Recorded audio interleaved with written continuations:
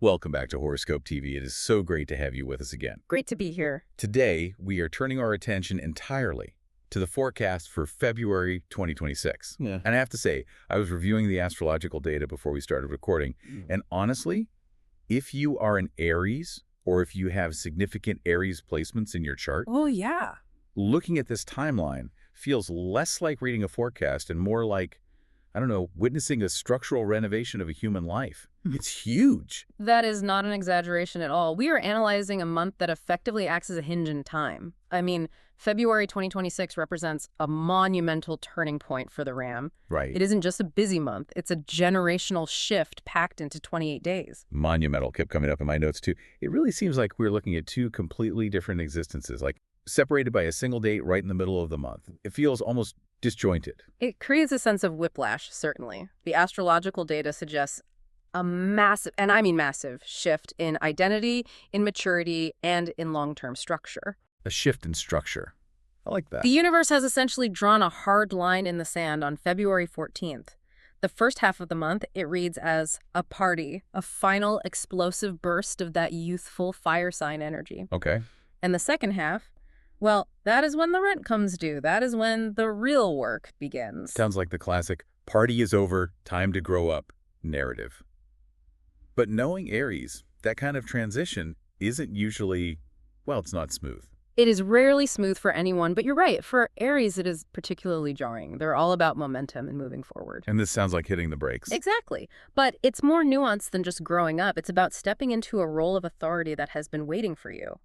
We are talking about a rare planetary event here, Saturn entering Aries, that hasn't happened in 30 years. 30 years. That's a massive cycle. So our mission today is really to analyze this data, all the planetary movements, the eclipses, the transits, to help the Aries listener navigate this heavy but maybe rewarding transition. That's the key word, rewarding. We want to ensure you aren't just surviving the pressure of February 2026, but actually utilizing this energy to build a foundation for the rest of your life. Not just surviving, but thriving. Precisely. We need to look at the structural engineering of the month. And, it starts with quite a bang. Okay, let's get into the headlines then.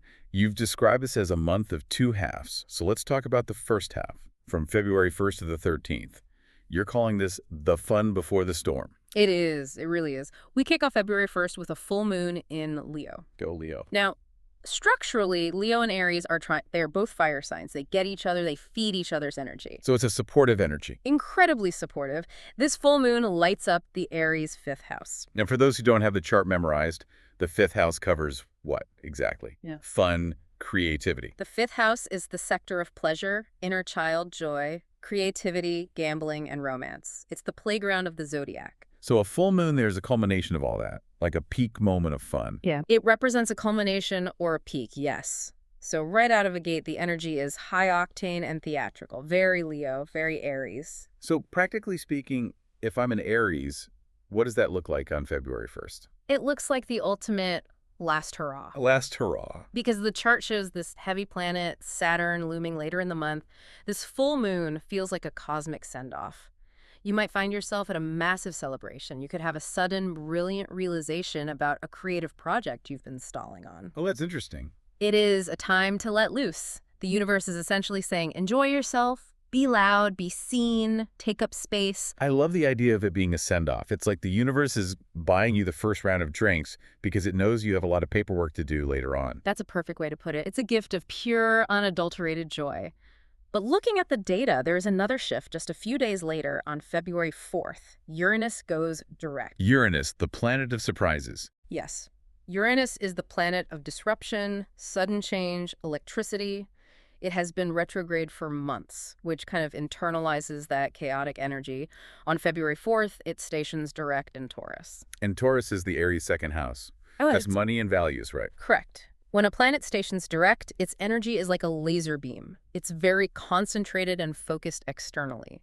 So Uranus waking up in the money house often brings sudden, sharp changes to your cash flow or your value system. Okay, sudden changes can be good or bad.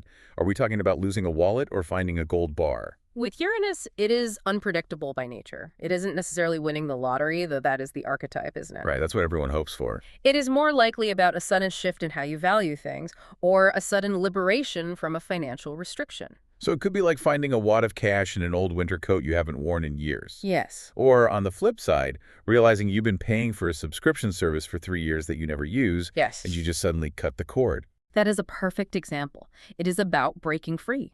You might get a sudden, brilliant idea that helps you break free from a financial constraint. It's a liberation of resources. But again, these events, the full moon, Uranus going direct, they're just the appetizers. Warm-up act. Exactly. The main event arrives on Valentine's Day. February 14th, Saturn enters Aries. The great taskmaster, the lord of karma, arrives home in the first sign of the zodiac. This is happening at the 0-degree Aries point, which is one of the most powerful, energetic degrees in all of astrology. Let's really analyze this deeply, because Saturn has a reputation. People hear the word Saturn, and they immediately think restrictions, delays, hard work. Now it is entering Aries, which is the sign of the self, the ego, the I am. This sounds, well, it sounds heavy. It is heavy. We have to be honest about the data. Saturn takes roughly 29.5 years to orbit the sun. Right, the Saturn return. Exactly. So for our listeners around age 29 or 30, this is their Saturn return. For listeners nearing 60, it's their second return. But regardless of your age, the sensation is the same. Gravity increases. Gravity is a good word for it. Describe that weight for us. Is it a crushing weight, or is it more of a grounding weight? I think it starts feeling crushing, but its purpose is to be grounding. It feels like the weight of a heavy backpack you're suddenly asked to carry, or maybe a suit of armor. A suit of armor. I like that. It's protective, but also restrictive. Perfectly put. Saturn is the planet of maturity, responsibility, and structure. When it enters the first house of Aries, your house of self, it is asking you to structure yourself. It asks the hard questions. Who are you really? And what do you stand for? That sounds like an identity crisis just waiting to happen for an Aries. It often precipitates one, or at least a deep reevaluation. It feels like the fun is over. The spontaneity that Aries is famous for, that act first, think later vibe Saturn, puts the brakes on that immediately. Hard brakes. It demands that you slow down, that you consider the long-term consequences of your actions. It's about deliberation. So if the first half of the month was the party, February 14th, when the lights flicker on, the music stops, and someone hands you a broom and says, okay, time to clean up this mess and then build a house right here. That is a brilliant analogy. And while it feels incredibly restrictive at first, we must view this through the lens of opportunity.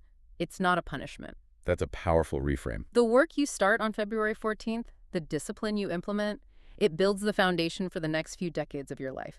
This is where you stop playing at life and start commanding it.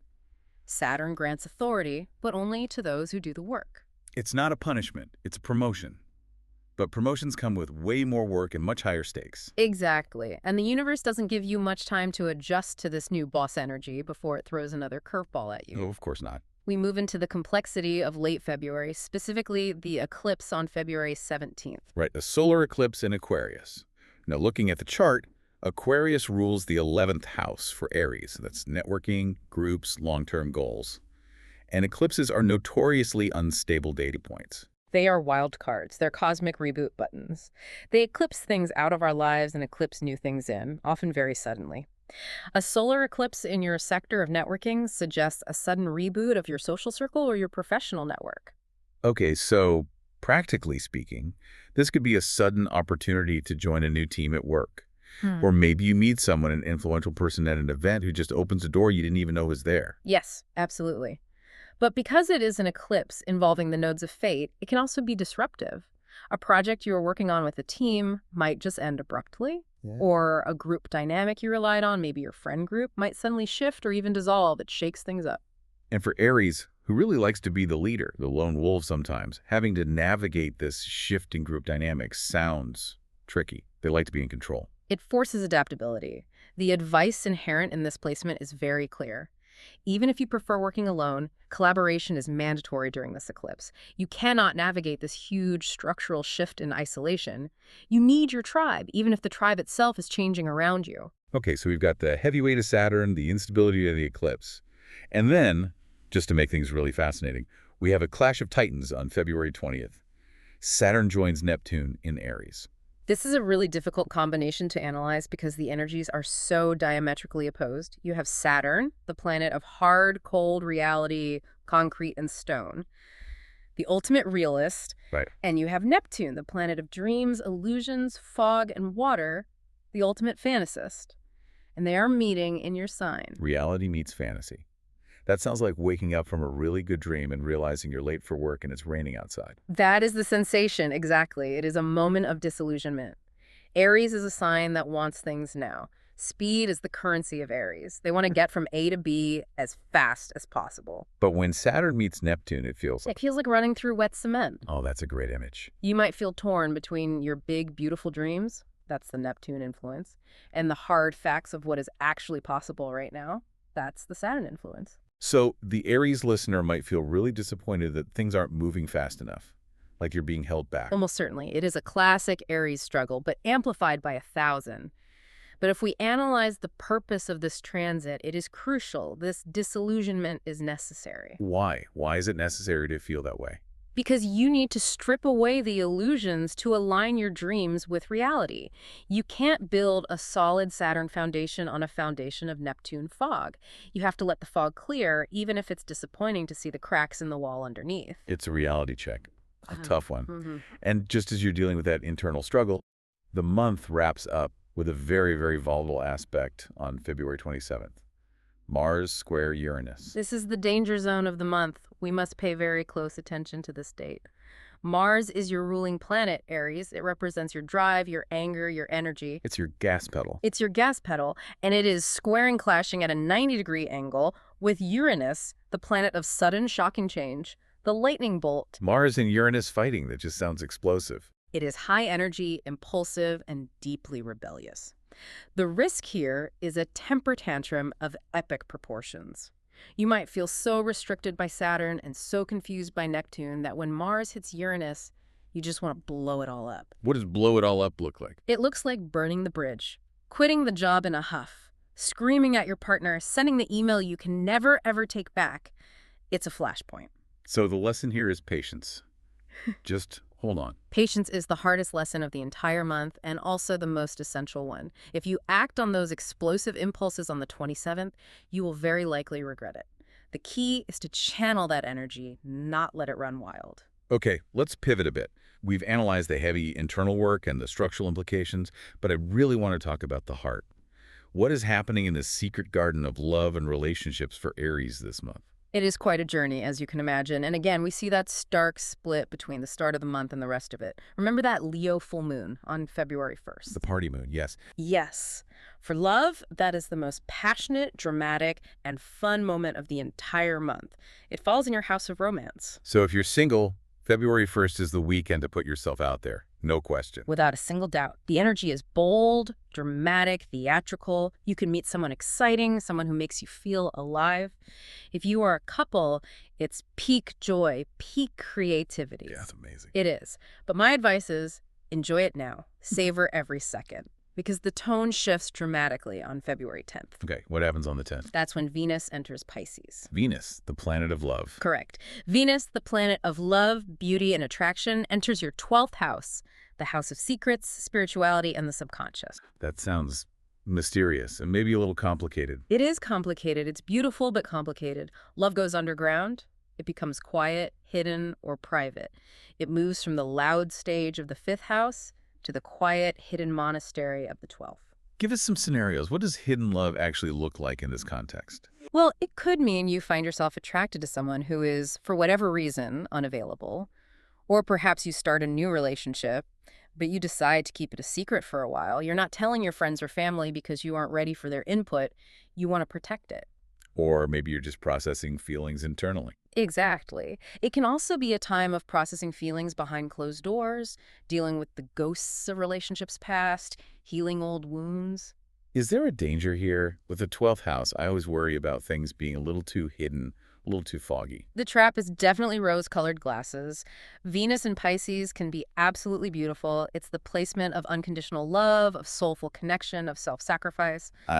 But you might idealize a partner. You might ignore glaring red flags because you are in love with the potential of who they could be, not the reality of who they are. And then, just 4 days later, on the 14th, Saturn enters Aries.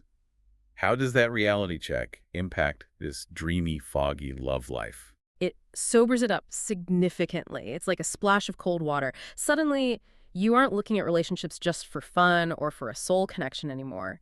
You start viewing them through a lens of duty, of reality. You start asking the hard You questions. start asking, can I build a life with this person? Does this relationship have long-term potential? Is this person a partner or a project? The fling isn't enough anymore. You want a partner who can help carry that heavy backpack Saturn just gave you. Exactly. And to make it even trickier, communication gets very fuzzy late in the month. We have Mercury entering Pisces on February 6th, and then it goes retrograde on February 26th. Oh no. Mercury retrograde in the sector of the subconscious. Yeah, That sounds like a recipe for digging up old graves in a relationship. it is. Secret thoughts, hidden resentments, things you thought were buried and dealt with will bubble up to the surface. You might misunderstand your partner or feel like they aren't being clear because Mercury is swimming in the foggy waters of Pisces. So the advice for the end of the month in love is, Avoid big relationship decisions in the last week of February. If you feel a sudden surge of anger or resentment, pause. Just pause. Reflect on the pattern rather than reacting to the immediate trigger. that's good advice for any time, but especially now. Let's shift gears to career and professional identity. You mentioned earlier that Saturn entering Aries is like a promotion. Let's dig deeper into that analysis. This is truly the dawn of a new era professionally. When Saturn is in your sign, the first house of self, you are projecting an aura of authority. Whether you intend to or not, people begin seeing you as a leader, as an expert. That sounds great for the Aries ego. But it comes with strings attached, doesn't it? It comes with a lot of high pressure. The expectations on you will rise dramatically. People will look to you for answers, for stability. This isn't about overnight success or getting lucky breaks. Saturn rewards the long haul. The grind. It's about showing up on time, doing the boring work nobody else wants to do, and proving you are reliable day in and day out. So if you've been skating by on your natural charm or quick bursts of energy, which, let's be honest, Aries is very good at, that stops working. It stops working immediately. Saturn demands substance, not just style. You might find yourself taking on a leadership role that feels a bit too big for you at first, or starting a business that requires immense day-to-day discipline.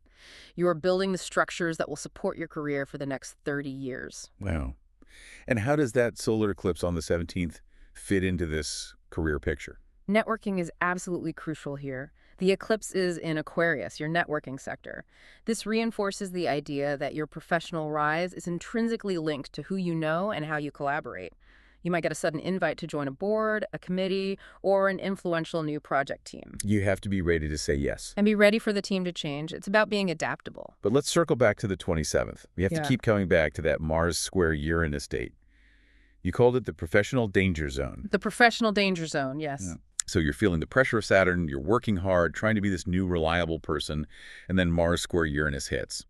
You might feel incredibly restricted by a boss or by a new set of rules. The urge to rebel will be overwhelming. The internal monologue will be screaming, I don't have to listen to this. I can do it better myself. Get out of my way. And the risk is that impulsive outburst that just damages this new professional image you're so carefully building. Precisely. You spend 2 weeks building a reputation for reliability and maturity under Saturn's watchful eye, and you can destroy it in 2 minutes of impulsive anger when Mars hits Uranus. So the strategy is, don't fight the system head on. Find innovative ways to work within the system. Use that Uranus brilliance to solve a problem, not to cause one. Channel that rebellious energy into innovation, not insubordination. And with Mercury retrograde starting on the 26th, double-check all your work. Delays and mixed messages from colleagues are basically guaranteed. Let's analyze the financial data now. We touched on Uranus going direct in the money house on February 4th. Yes, the awakening. Uranus in the second house is shaking up the entire financial sector of your life. We mentioned finding loose change, but what about investments? Uranus rules technology, innovation. It does. The theme here is definitely investing in high-tech or unusual things. You might feel a sudden intuitive pull towards crypto or AI startups or just a very unconventional way of generating income. It's about thinking outside the box with your resources. But then we have that Venus influence on the 10th. Venus in Pisces makes us feel Generous, right? Very generous, almost too generous, very charitable. You might feel a powerful tug to donate to causes you care about or to help a friend who is in need. Which is a lovely impulse, but is there a risk? The risk is depleting your own reserves. There is a strong warning in the data here. Don't set yourself on fire to keep someone else warm, especially because when Saturn enters on the 14th, the financial theme shifts dramatically to conservation and prudence. So it's time to tighten the belt. It's time to build a safety net. Saturn makes you hyper-aware of reality, of mortality, of rainy days. You'll likely feel less inclined to spend frivolously. You want security. You want to know that if the storm comes, your roof holds. It's about long-term financial health. And the major warning for the end of the month, financially speaking. It's what I call the financial fog. Mercury retrograde creates confusion around numbers and contracts, and that Mars square Uranus on the 27th directly touches your money sector. Impulse buying. That is the classic aspect for it. Or worse, sudden losses due to risky, impulsive behavior. My advice is clear. Do not gamble. Do not make high-stakes bets at the end of February. Stick to the budget, even if it feels incredibly boring and restrictive. Okay, noted. No gambling in late February. Now, health and wellness.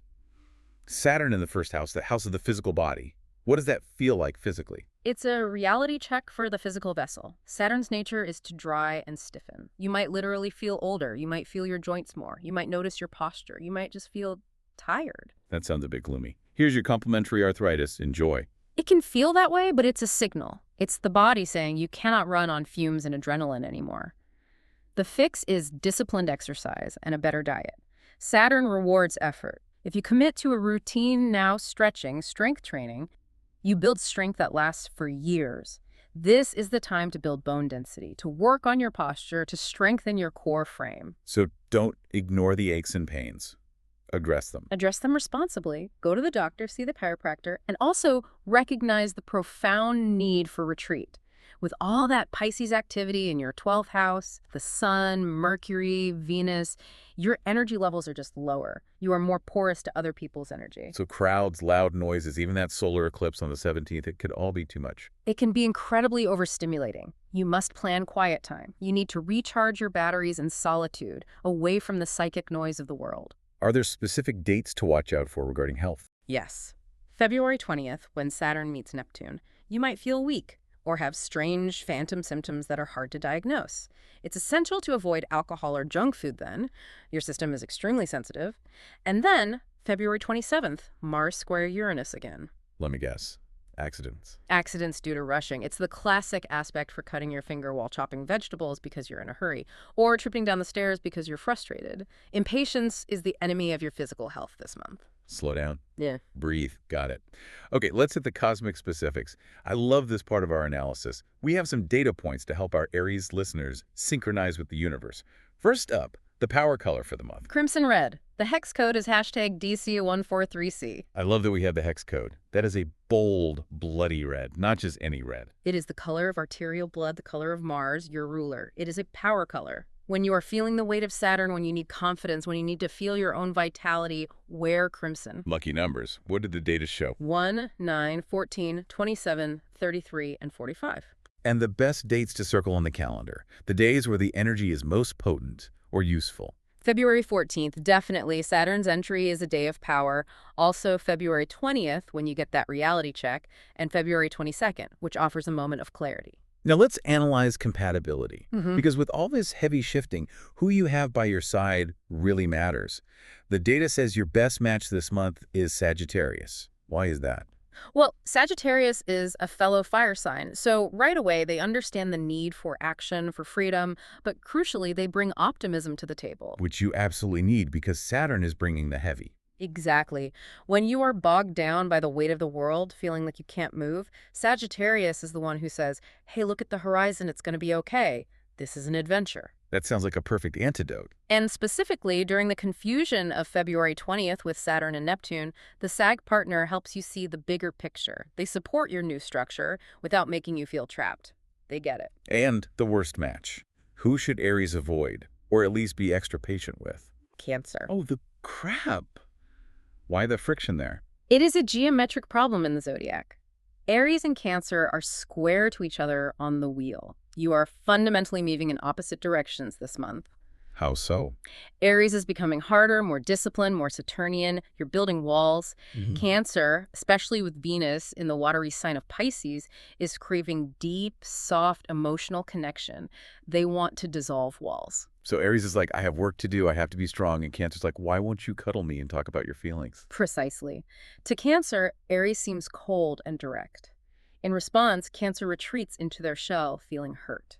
And on February 27th, with that volatile Mars aspect, the Aries temper meets the Cancer moodiness. It is a recipe for a really painful fight. It's just a mismatch of needs. A fundamental mismatch of needs for this specific month. Aries needs freedom and structure right now. Cancer needs reassurance and emotional merging. It's oil and water. That makes a lot of sense. So navigate those waters very, very carefully. So let's recap this entire journey. We start the month with a wild celebratory party on the Leo full moon. We hit a sobering, monumental shift on February 14th, where we have to put on the crown of responsibility. A heavy crown. A very heavy crown. Then we navigate the fog of Neptune, the instability of an eclipse, and we have to dodge the bullets of impulse and anger at the very end of the month. It is the month Aries grows up. The weight is heavy, but remember, it is the weight of a crown. You cannot wear the crown if you aren't willing to carry the weight. That is a beautiful way to put it, a powerful image to hold on to. And here is a question I want you, the Aries listener, to consider as you move into February 2026. A final provocative thought. Okay. If Saturn is asking you to define who you are for the next 30 years, what part of your current fun life, your spontaneous life, are you willing to sacrifice to build that legacy? Because you cannot keep it all. What are you willing to sacrifice to build your legacy? That is something to chew on. That's powerful stuff. It's the central question of the month. Well, that brings us to the end of this analysis. Thank you so much for tuning in to this episode on Horoscope TV. We truly hope this guide helps you navigate the monumental shifts ahead. It was a pleasure to analyze this chart. There's so much there. If you found this helpful, please subscribe so you can get notified when the next episode is available. Good luck, Aries. You've got this. Until next time.